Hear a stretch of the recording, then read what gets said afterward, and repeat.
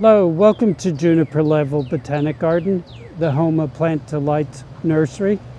I've led several tours of the gardens here in recent weeks, and people from various garden clubs and master gardeners were surprised to learn that azaleas can have yellow flowers, they can have orange flowers, they can have red flowers, and we'll show you examples of all those colors.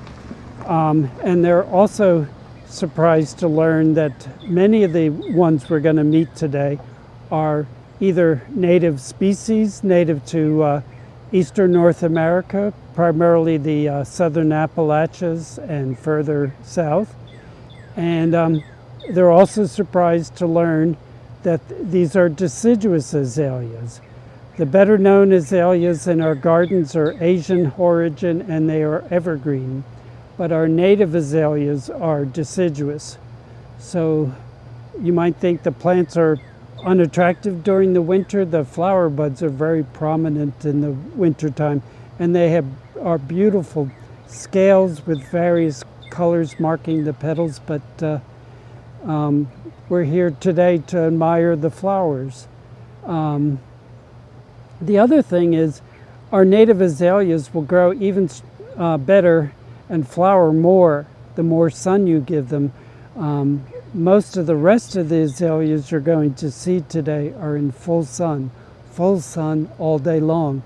This is in a location in the afternoon is shaded, but it faces east, so it has sun for first half of the day. They are fairly drought tolerant once they're established, but do make sure they get watered during dry spells for their first couple of years. After that, they're quite sturdy plants.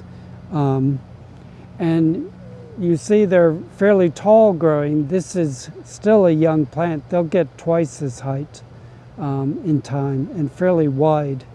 They don't require any regular pruning, though you can prune them to keep them smaller if you must. But the best thing is to find a location where they can grow to full size. They don't need any different care than other azaleas and rhododendrons.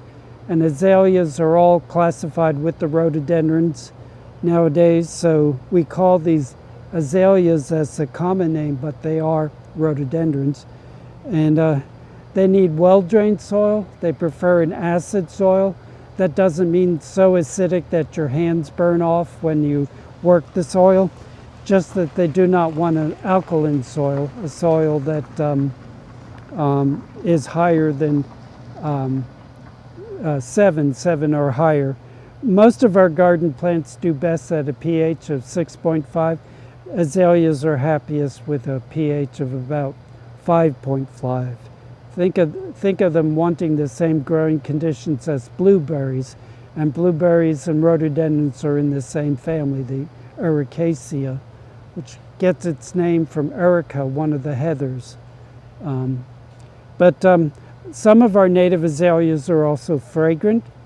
This one has a very light fragrance, and this is a cultivar, a hybrid called Aubie, A-U-B-I-E, and you'll meet others with names like Lemonade and Inferno Red, I believe. But really worthwhile plants for early to mid-spring color.